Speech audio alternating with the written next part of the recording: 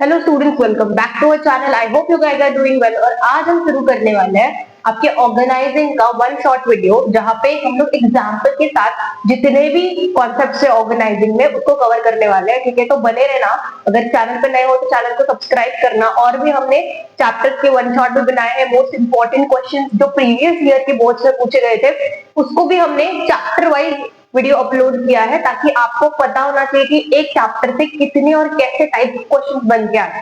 तो इस चैप्टर का भी मोस्ट इंपॉर्टेंट क्वेश्चन आंसर्स का जो प्रीवियस ईयर पूछे गए थे उसका भी वीडियो हम अपलोड करेंगे।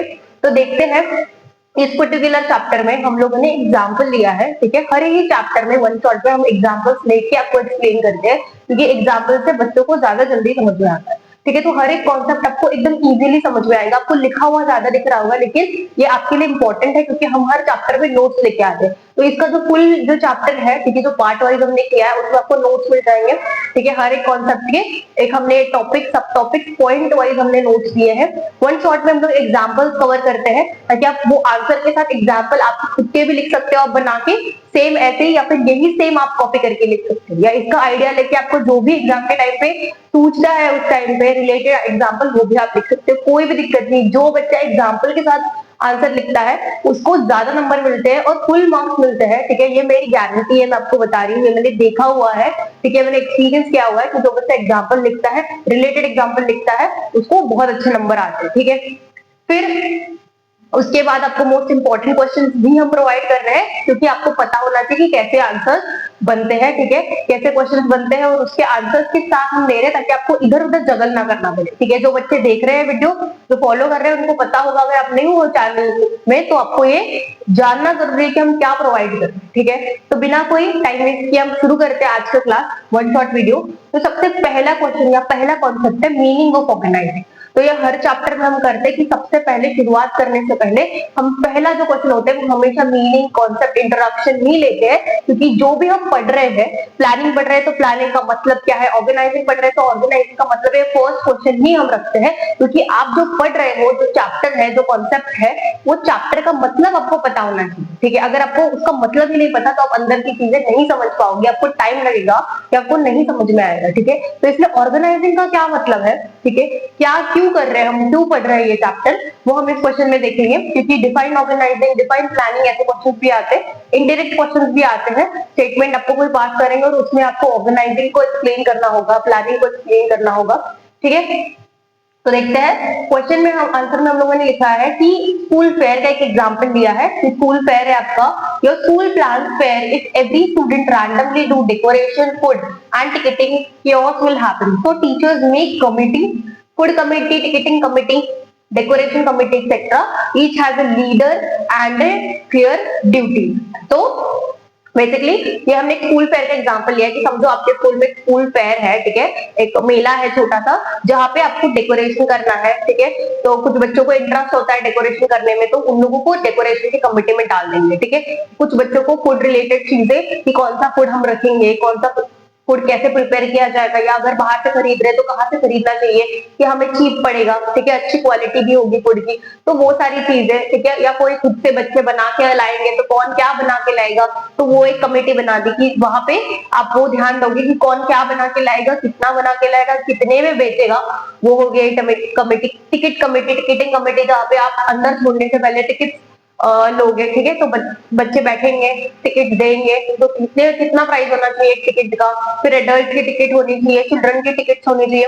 तो ये सारी चीजें, इसके लिए हर एक डिपार्टमेंट बनाया गया, कमिटी बनाई गई, ताकि ये जो काम है वो इजीली हो। अगर सारे बच्चे एक साथ मिलकर हर एक काम में घुस जाएंगे तो यहाँ पे क्या होगा, केओस क्रिएट होगा, मेस क्रिएट होगा, कोई भी काम अच्छे से नहीं हो पाएगा। इसलिए यहाँ पे टीचर ने अलग अलग कमिटी बना के दी है, और हर एक कमिटी में एक लीडर है, और उनको क्लियरली उनकी ड्यूटीज पता है कि कौन सा बच्चा कौन सी कमेटी में क्या काम करने वाला है। ठीक है, this is organising, dividing roles, assigning roles and fixing authority. तो यहाँ पे इसको ऑर्गेनाइजिंग कहते हैं कि हमने जो रोल्स है, किसको क्या काम करना है वो डिवाइड करके दे दिया। चलो ठीक है, आपको फूड फूड कैटरिंग में इंटरेस्ट है तो आप फूड कमेटी में चले जाओ। ठीक है, सॉरी। अगर आपको पर्टिकुलरली डेकोरेशन में इंटरेस्ट है, आप बहुत क्रिएटिव हो, आर्ट क्राफ्ट में अच्छे हो, तो आप डेकोरेशन कमेटी में चले जाओ। ठीक है, तो उनके स्किल्स के हिसाब से, उनके इंटरेस्ट के हिसाब से उनको हम लोगों ने कमिटीज में डाल दिया, रोल्स को डिवाइड कर दिया। ठीक है, काम असाइन कर दिया कि तुमको ये काम करना है, तुमको वो काम करना है, तो वो अपना काम अच्छे से करेगा, अपने लीडर को रिपोर्ट करेगा कि देखो ये ऐसे ऐसे। तो यही है फिक्सिंग अथॉरिटी की, कौन से कमेटी का कौन लीडर बनेगा, उसमें उतनी कैपेबिलिटी पोटेंशियल होना चाहिए, तभी हम उसको लीडर बना रहे हैं, और वो उसको सब कुछ हैंडल करना है। उसके अंदर जितने भी बच्चे काम कर रहे हैं सबको हैंडल करना है, ध्यान रखना है कि कौन क्या कर रहा है, कौन अपने काम टाइमली कंप्लीट कर रहा है कि नहीं कर रहा है, किसको क्या दिक्कत आ रही है, किसको क्या परेशानी हो रही है, उसको जाके पूछना, उसको जाके हेल्प करना। ये सारा काम लीडर का होता है और वो अच्छे से करना चाहिए। ठीक है, आई होप आपको ऑर्गेनाइजिंग क्या होता है वो समझ में आया होगा कि हम काम को डिवाइड कर देते हैं, रोल्स को डिवाइड कर देते हैं, उसको काम असाइन करके देते हैं, अथॉरिटी होती है। ठीक है, फिक्सिंग अथॉरिटी, कौन सा लीडर कैसे काम करेगा। ठीक है, तो ये सारी चीजें ऑर्गेनाइजिंग में आती है। ठीक है, आई होप आपको फर्स्ट क्वेश्चन क्लियर हो गया होगा। फिर स्टेप्स ऑफ ऑर्गेनाइजिंग, क्या स्टेप्स है, यहाँ पे हमने लाइब्रेरी प्रोजेक्ट का एक एग्जांपल लिया है। ठीक है, क्या एग्जांपल है, 12 students are told to arrange new books in the library. तो 12 बच्चों को लिया गया क्लास में से और बोला कि आप लाइब्रेरी को आज अरेंज करोगे। ठीक है, तो if all do it randomly it leads to confusion. तो कोई भी बच्चे आ गया, 12 बच्चे आ गए लाइब्रेरी में, घुस गए, कोई कुछ भी कर रहा है, तो कोई काम हो पाएगा क्या? सब कंफ्यूज हो जाएंगे कि इसको क्या काम करना है, इसको काम क्या करना है, कोई भी कुछ भी कर रहा है, कोई कहीं पे बैठा हुआ है, कोई कुछ निकाल रहा है, कोई कुछ रख रहा है। तो यहाँ पे क्या हो जाएगा, कंफ्यूजन क्रिएट हो जाएगा। ठीक है, chaos क्रिएट हो जाएगा। बट वन स्टूडेंट ऑर्गेनाइजेस, तो एक बच्चा बोलता है ठीक है मैं डिवाइड करके दूंगा। तो क्या करता है, डिवाइड वर्क, तो सबसे पहले काम डिवाइड करके देता है। Some for unloading, some for shelving, some for waste. तो सम फॉर अनलोडिंग मतलब समझो नए बॉक्सेस आए, बुक्स के नए बुक्स आए, उसको अनलोड करना है ना, उसको लेके आना, उसमें बुक्स निकालने हैं। ठीक है, कुछ बच्चों को उसमें डाल दिया अनलोड करने के लिए बुक्स को, और कुछ बच्चों को शेल्फिंग के लिए डाल दिया कि शेल्फ में से बुक्स निकालने हैं, शेल्फ में नए बुक्स लगाने हैं, कौन से बुक्स कहाँ पे लगाने हैं। और कुछ बच्चों को वेस्ट निकालने, मतलब कुछ बुक्स ऐसे हैं समझो बहुत पुराने हैं, बहुत साल पहले है, बहुत ज्यादा फटे हुए हैं, उसको जोड़ भी नहीं पाएंगे, उसको रख भी नहीं पाएंगे, उसको निकाल देना है अभी, तो वेस्ट हो गए हमारे लिए। ठीक है, तो कुछ वेस्ट के लिए निकालना है, कुछ कचरा वचरा है कहीं पे, किसी के कवर्ड है, ठीक है, तो वो वेस्ट हो गया तो उसको निकालना है। तो हर एक बच्चे के लिए एक एक काम उन्होंने डिवाइड करके दे दिया कि आप ये करो, आप ये करो, आप ये करो, ऐसे डिवाइड कर दिया। काम डिवाइड करना, वर्क को डिवाइड करना। फिर है departmentalisation, group students with similar task together. तो एक ही काम कर रहे हैं तो उन बच्चों को एक साथ डाल दो। ठीक है, डिपार्टमेंटलाइजेशन का मतलब यही होता है कि जो सिमिलर काम कर रहे हैं उसको एक साथ डाल दो, जो कुछ अलग काम कर रहे हैं उसको अलग से अलग कैटेगरी में डाल दो। ठीक है, तो डिफरेंट जगह पे लोग बच्चे काम करेंगे। ठीक है, अभी एक ही इंसान अनलोड नहीं कर रहा, समझो 4 बच्चे अनलोड कर रहे हैं।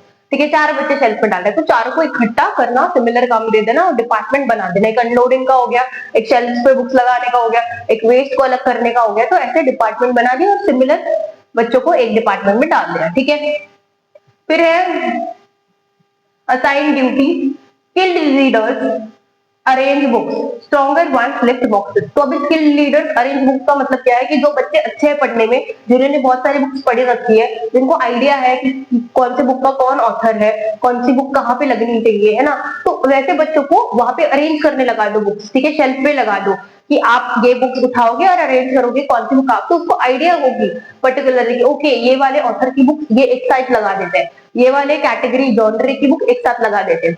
समझ रहे हो, तो वो उस चीज में अच्छा है, वो स्किल्ड है उस चीज में। अगर जो बच्चा पढ़ता ही नहीं है, जैसे एक बुक पढ़ी नहीं है आज तक, कॉमिक भी नहीं पढ़ी हुई है, उसको आप ये काम करने लगा दोगे तो उसका दिमाग चलेगा ही नहीं, उसको कुछ समझेगा ही नहीं कि मैं कौन सी बुक्स है ये मैंने पहली बार ही देखी, मैं कहाँ पे उठा के कहाँ पे लगाऊं।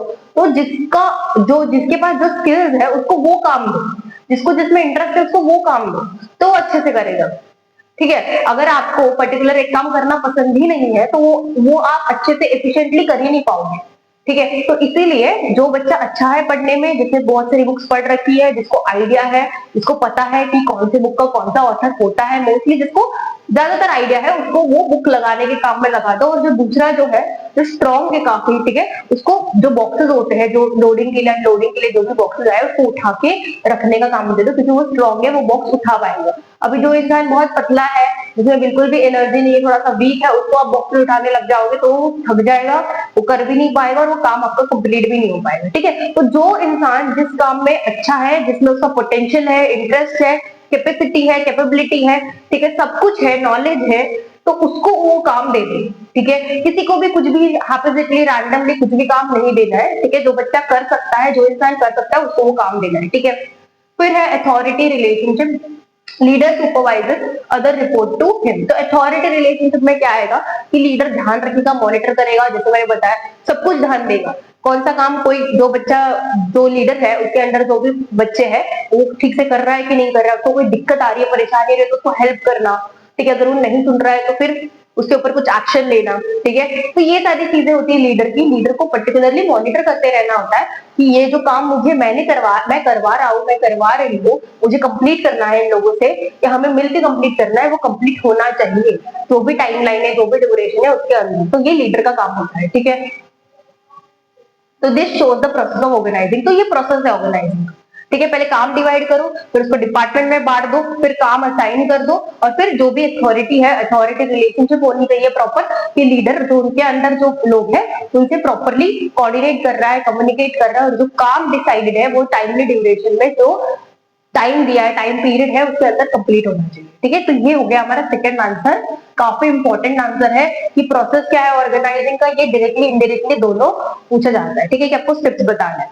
फिर है इंपॉर्टेंस ऑफ ऑर्गेनाइजिंग। क्यों इंपॉर्टेंट है ऑर्गेनाइजिंग? तो यहाँ पे हमने क्रिकेट टीम का एग्जांपल लिया है। समझो क्रिकेट टीम है तो क्या लिखा है, in cricket each player has fixed role, bowler, batsman, wicket keeper, ठीक है। तो यूजुअली देखो हम लोग नॉर्मल गली क्रिकेट वगैरह की बात करें तो सब लोग सब कुछ करते हैं, है ना। बैटिंग भी करते हैं, बॉलिंग भी करते हैं, विकेट कीपर भी होता है, ठीक है। सबको करना पड़ता है, ठीक है। मुझे अगर बैटिंग करनी है तो मुझे बॉलिंग भी करनी पड़ेगी और मुझे विकेट कीपर का भी काम करना पड़ेगा, ठीक है। बट हम ऐसे नहीं बोल रहे, हम स्पेशलाइजेशन की बात कर रहे हैं। कोई प्लेयर होता है जो बैटिंग में बहुत अच्छा होता है, कोई प्लेयर होता है जो बॉलिंग में बहुत अच्छा है, कोई विकेट कीपिंग में अच्छा है, ठीक है। तो इसलिए हमने स्पेशलाइजेशन की यहाँ पे बात की है कि कौन किसमें अच्छा है। तो यहाँ पे क्या दिया, imagine 11 Virat Kohli all try to bat and nobody bowling. ऐसे किसी ने किया कि नहीं भाई, हम जो 11 बच्चे सारे, सबको विराट कोहली बनना है, सबको बैटिंग करना है, ठीक है, सबको एकदम बेस्ट बनना है बैटिंग में, सारे बैटिंग बच्चे, तो बॉलिंग कौन करेगा, है ना। तो विकेट कीपर कौन बनेगा? तो ऐसा नहीं चलेगा कि सबको अलग अलग काम करना पड़ेगा अपने इंटरेस्ट के हिसाब से, अपने स्किल के हिसाब से, ठीक है। तो यही बताया यहाँ पे डिवीजन ऑफ वर्क, स्पेशलाइजेशन। जो बॉलिंग में अच्छा है उसको बॉलिंग कराओ, जो विकेट कीपर अच्छा है उसको विकेट कीपर बना दो, जो बैटिंग में अच्छा है उसको बैटिंग में डाल दो। तो उसको डिवाइड कर दो बच्चों, ठीक है। सारे बैटिंग करेंगे तो बाकी की चीजें कौन करेगा, ठीक है। तो ऐसे नहीं करना है, एक ही काम नहीं करना है, स्पेशलाइजेशन होना चाहिए। काम को डिवाइड करो उनके स्पेशलाइजेशन के हिसाब से। फिर एक clear captain orders, clarity of authority. तो कैप्टन जो बोलेगा वो बाकी लोगों को फॉलो करना है। बाकी लोग अपने ओपिनियन दे सकते हैं, सजेशन दे सकते हैं कैप्टन को। एकदम ही ऐसे नहीं होता है स्ट्रिक्टली कैप्टन ने जो बोला वो बिना कान वान सब, मतलब आंख वाख सब बंद करके फॉलो करो, ऐसे नहीं होता है, ठीक है। ऐसे करोगे तो फिर अच्छा आउटपुट नहीं आएगा, ठीक है, अच्छे रिजल्ट नहीं देखने मिलेंगे कि आप हैप्पीजेटली फॉलो कर रहे हो, कैप्टन कुछ भी बता रहा है फॉलो करो, नहीं। आप अपने ओपिनियन, अपने सजेशन दे सकते हैं, लेकिन कैप्टन जो बता रहा है वो बाकी के जो टीम मेंबर्स होते हैं वो सुनते हैं, ठीक है, वो वैसे काम करते हैं। तो वो होना चाहिए कि कैप्टन और जो उनके साथ जो बाकी के टीम मेंबर्स हैं उनमें अच्छी क्लियरिटी होनी चाहिए कि क्या कैप्टन बता रहे हैं और क्या वो कर रहे हैं, ठीक है। फिर है proper use of resources, optimum utilisation. तो जो भी उनके पास रिसोर्सेज है उसका प्रॉपरली, तो ये तो कोई भी एग्जांपल हो, क्रिकेट टीम का हो या किसी भी चीज का एग्जांपल हो, जो भी आपके पास रिसोर्सेज होते हैं, जो भी रिसोर्सेज की आपकी रिक्वायरमेंट होती है, वो प्रॉपरली, ना ज्यादा इस्तेमाल करना है ना कम इस्तेमाल करना है, जितनी जरूरत है उतना इस्तेमाल करना है, उसको कहते हैं ऑप्टिमम यूटिलाइजेशन, ठीक है। फिर है team adjust if bowler is injured. तो अगर कोई बॉलर इंजर्ड हो जाता है तो अपने पास सब्स्टिट्यूट प्लेयर होता है, ठीक है, कि सब्स्टिट्यूट को बुला लिया और उससे बाकी का जो भी है वो खेल रहा है आगे का, ठीक है। तो अगर बॉलर इंजर्ड होता है तो आप अडेप्ट करते हो चेंज को, तो जो भी चेंज हो रहा है, चेंज हो रहा है मतलब क्या कि अभी अभी बॉलर तो इंजर्ड हो गया, ठीक है, अभी तो उसकी जगह पे किसी और को खिलाना पड़ेगा, तो वो आपके लिए चेंज हो गया, सडन चेंज हो गया है ना। तो वो चेंज को आपको अडाप्ट करना पड़ेगा, ठीक है, बोलना पड़ेगा ठीक है आप रेस्ट करो, हम दूसरे मेंबर को बुलाएंगे, दूसरे प्लेयर को बुलाएंगे, ठीक है। तो ये सारी चीजें हमें ऑर्गेनाइजिंग के वजह से हम कर पाते, अचीव कर पाते, ठीक है, इसलिए ऑर्गेनाइजिंग इंपॉर्टेंट है। आई होप आपको इतना समझ में आया होगा। और भी कॉन्सेप्ट हम कवर करेंगे, क्लियर करेंगे एग्जाम्पल के साथ। फिलहाल के लिए आप इसको नोट डाउन कर लो, ठीक है, इसको नोट डाउन करो, या अगर आपके पास टाइम नहीं है तो स्क्रीनशॉट निकाल लो। फिर हम कंटिन्यू करते हैं हमारे आगे के कॉन्सेप्ट के साथ, आगे के जो भी पॉइंट्स है, सब टॉपिक्स है, उसके साथ हम कवर करते हैं उसको, ठीक है।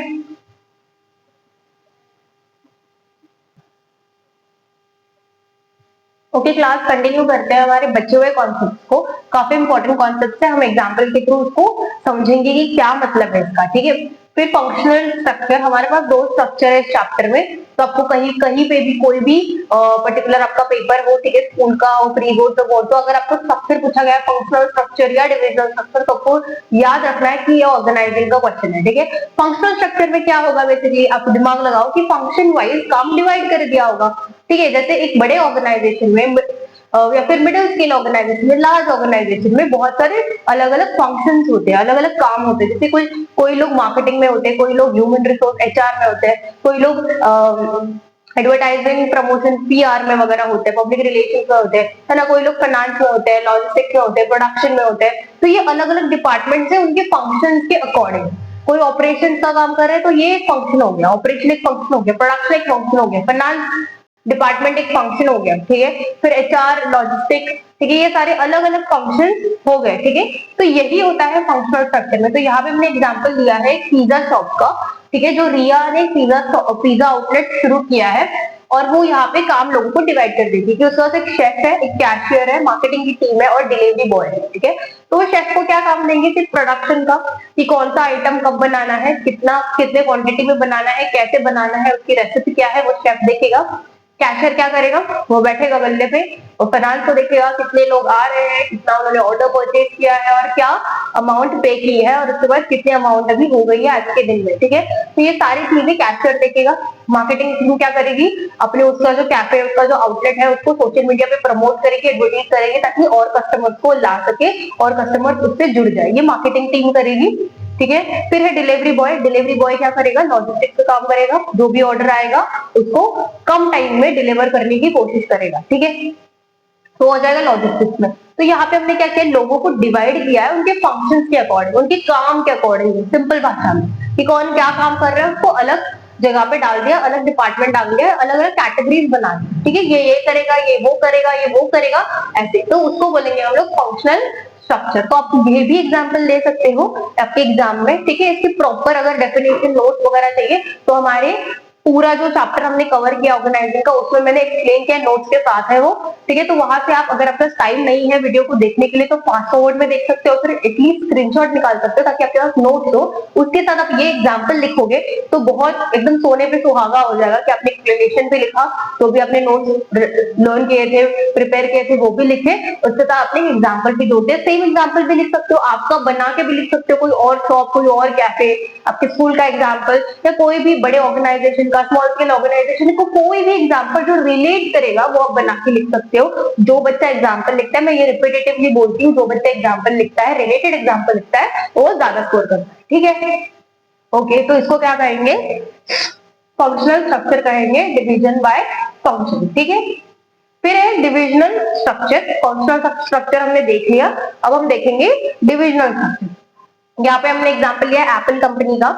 Apple company has iPhone division, MacBook division, iPad division.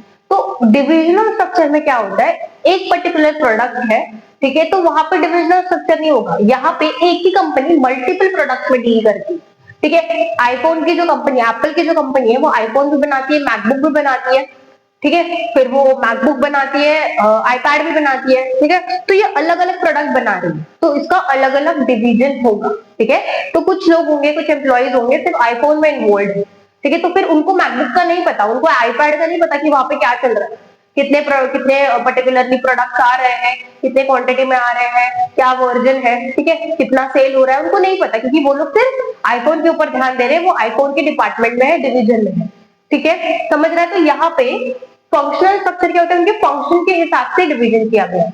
Divisional structure में क्या होता है कि उनको, उनके जितने प्रोडक्ट है, वेराइटी ऑफ प्रोडक्ट है, तो अलग अलग प्रोडक्ट को अलग अलग पर्टिकुलर एम्प्लॉइज डाल दिया है प्रोडक्ट के लिए, ठीक है। तो उसको डिविजनल स्ट्रक्चर हम कहेंगे।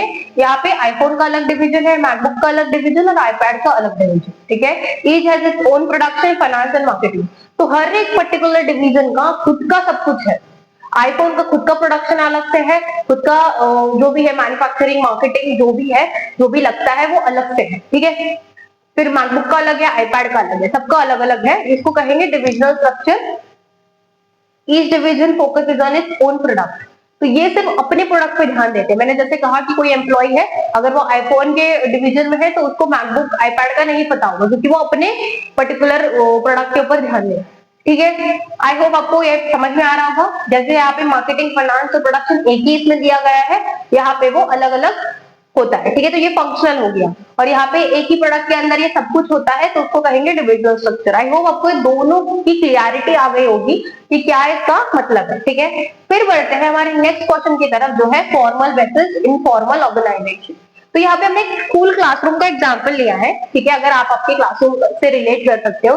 फॉर्मल क्या होता है? Teacher assign class monitor sitting time table. तो जो टीचर होती है वो एक क्लास मॉनिटर बता देती है खुद से कि ये मॉनिटर बनेगा, ये कैपेबल है, इसमें पोटेंशियल लग रहा है, तो इसको मॉनिटर बना दो, ये क्लास को हैंडल करेगा मेरे एक्शन से। ठीक है, तो टीचर ने मॉनिटर बनाया तो फॉर्मल हो गया। कोई बच्चा आके उसको नहीं बोल सकता तू मॉनिटर नहीं है, तू नहीं कर सकता, तू क्यों मुझे बोल रहा है, नहीं बोल सकता, क्योंकि वो ऑफिशियली टीचर ने बनाया, तो वो गया फॉर्मल।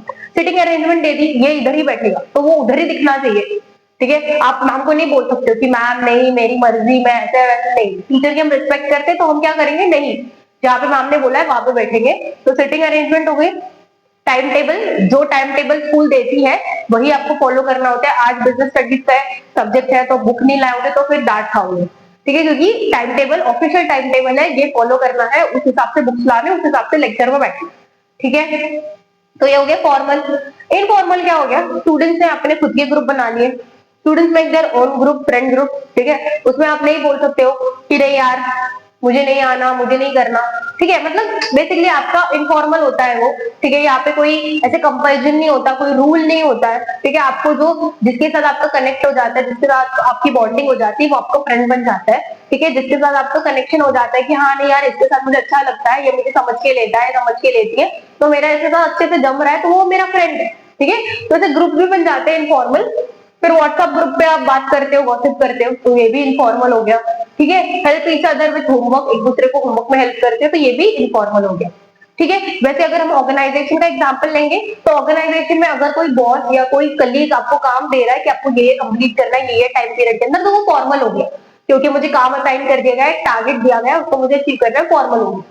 फिर फ्री टाइम में, ब्रेक में हम लोग सब मिलके जा रहे हैं, गेमिंग रूम में खेलने जा रहे हैं, या सुबह जब हम ऑफिस आते हैं तो जिम होती है हमारे ऑफिस में, तो हम जिम कर रहे हैं, तो वो क्या हो गया, इनफॉर्मल, कि हम थोड़ा इंजॉय कर रहे हैं। ठीक है, हम थोड़ा रिफ्रेश हो रहे हैं, रिफ्रेशमेंट होते हैं, तो रिफ्रेशमेंट बोलते हैं कि बड़े बड़े ऑर्गेनाइजेशन में आपको गेमिंग रूम ये दिया जाता है, फन टास्क रूम होता है। ठीक है, जहाँ पे आप थोड़ा सा इंडोर गेम्स वगैरह खेल सकते हो, जिम दी जाती है ताकि आप थोड़ा सा रिफ्रेश हो सकते हो। तो वो अगर आप कर रहे हो आपके फ्रेंड्स के साथ, आपकी कलीग फ्रेंड भी होते हैं, कभी कभी आप उनको उनके साथ अनऑफिशियली भी बात करते हो। ठीक है, तो फ्रेंड्स के साथ खेल रहे हो, एक टाइम स्पेंड कर रहे हो, एंजॉय कर रहे हो, रिफ्रेश हो रहे हो, तो इनफॉर्मल हो जाएगा। समझ रहे हो?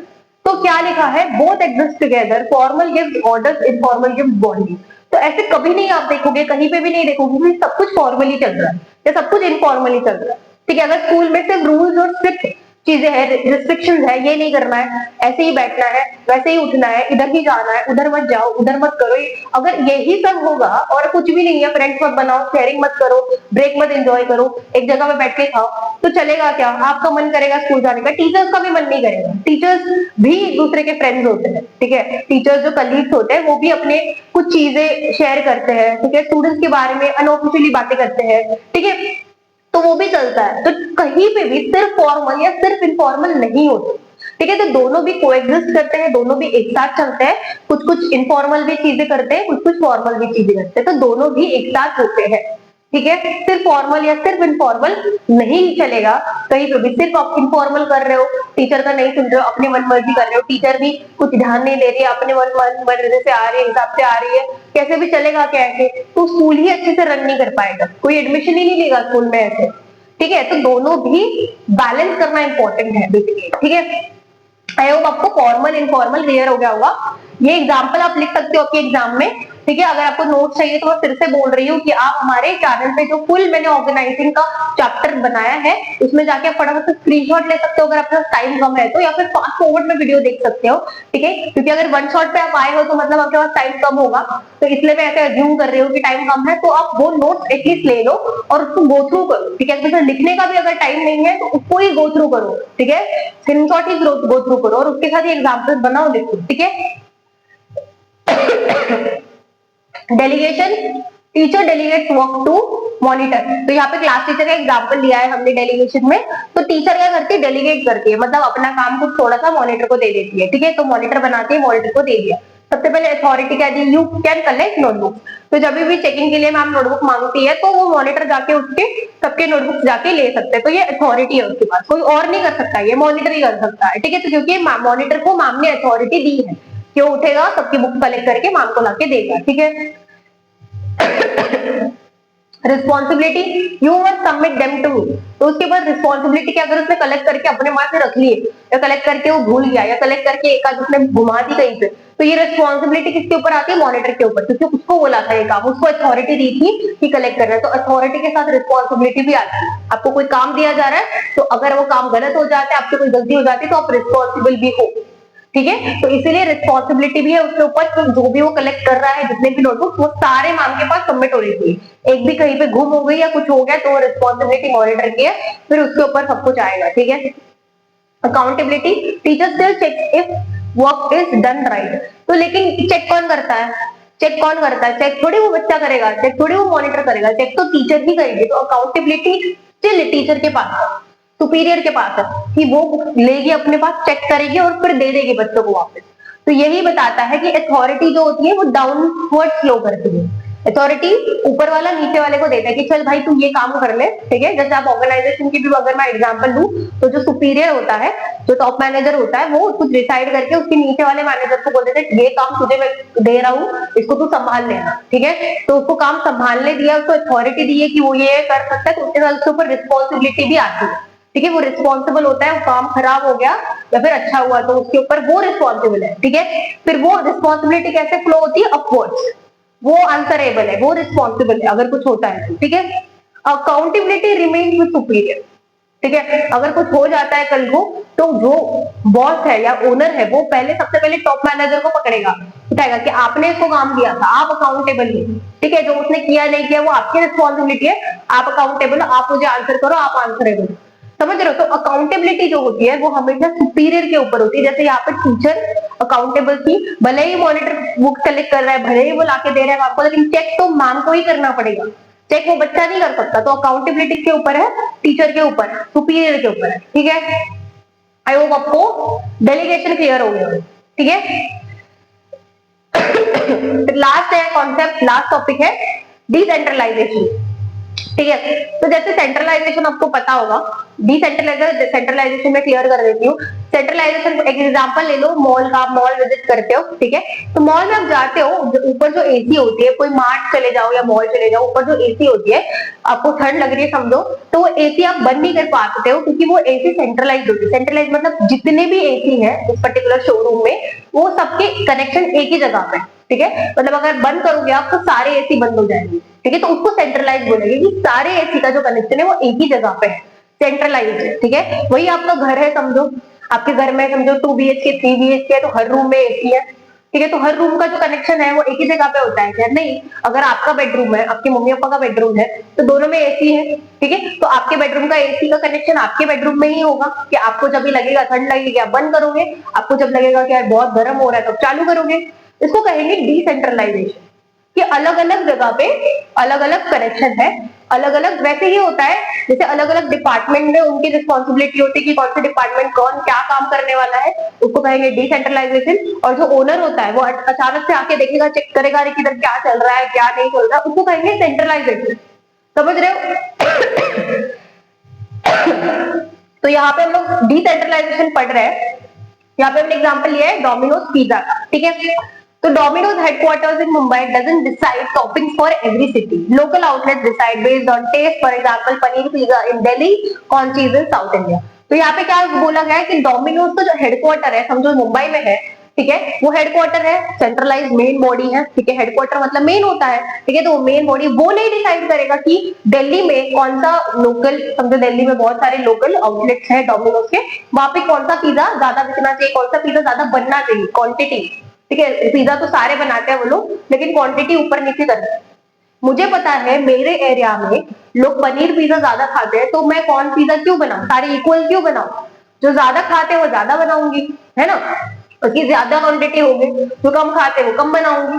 तो ये आउटलेट के ऊपर होता है, वो टेस्ट प्रेफरेंस के ऊपर होता है कि दिल्ली वालों को पनीर ज्यादा पसंद है, ठीक है। और अगर समझो साउथ इंडिया एग्जाम्पल है, या ऐसा मैं कुछ स्पेसिफिक नहीं कर रही हूँ, ठीक है, एग्जाम्पल दे रही हूँ कि पर्टिकुलर एरिया में पर्टिकुलर चीज लोग ज्यादा खाते हैं, ठीक है, तो उस हिसाब से आप बेचोगे, ठीक है। जहाँ पे डिमांड ज्यादा है वहां पे सप्लाई ज्यादा करोगे। अगर आपके एरिया में डिमांड पनीर की ज्यादा है तो पनीर वाला पिज्जा ज्यादा बेचोगे, ज्यादा क्वांटिटी में बनाओगे।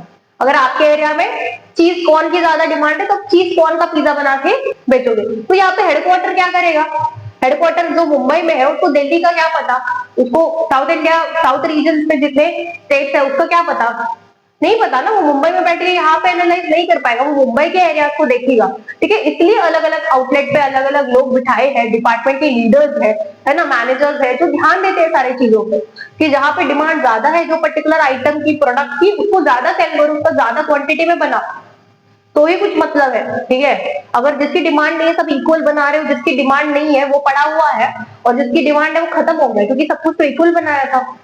समझ रहे बात को। तो इसीलिए डिसेंट्रलाइजेशन क्या होता है कि अलग अलग जगह पे अलग अलग मैनेजर्स होते हैं जो अपने अपने काम पे ध्यान देते हैं। तो यहाँ पे है कि हेडक्वार्टर्स तो हमारा सेंट्रलाइज बॉडी है, ठीक है, मेन बॉडी है, उसके नीचे अलग अलग डिपार्टमेंट है। जैसे दिल्ली का होगा अलग मैनेजर, है ना, दिल्ली का जो आउटलेट है उसको संभालने के एक मैनेजर होगा, वो डिसाइड करेगा कि कितना, कौन से क्वांटिटी में कौन सा हमारा आइटम बनेगा।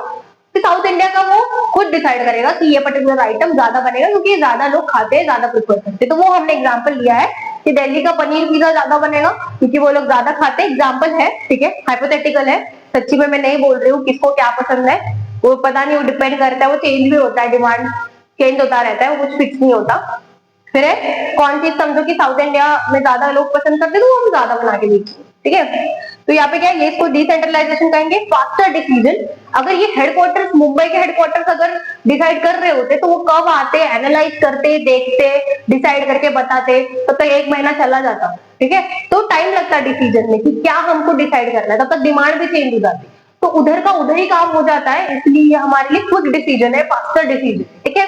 फिर सैटिस्फाइड कस्टमर, कि उसी टाइम पे क्विक डिसीजन हो जाता है, जब डिमांड है वही तभी सप्लाई हो रहा है, तो कस्टमर भी सेटिस्फाइड रहते हैं, ठीक है।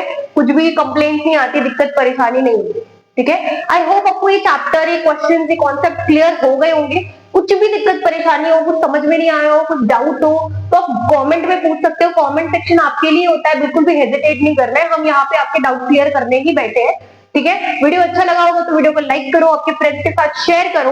हम लेके आ रहे हैं इसका भी most important question and answer previous year board में जो पूछ रहे हैं वो, ठीक है। तो उसके लिए आप बने रहो, चैनल पे नए हो तो चैनल को सब्सक्राइब करो, बाकी के भी वीडियोस देखो, अपना प्रिपरेशन जारी रखो, बिल्कुल भी डिमोटिवेट नहीं होना है, ठीक है। आपको कुछ भी अगर दिक्कत हो रही, कोई और मटेरियल चाहिए तो आप बिंदास कमेंट में पूछो, आप मांगो, डिमांड करो कि मैम ये चाहिए वो चाहिए, आप आपके लिए लेके आएंगे, आपके लिए बन रहे हैं वीडियो, ठीक है।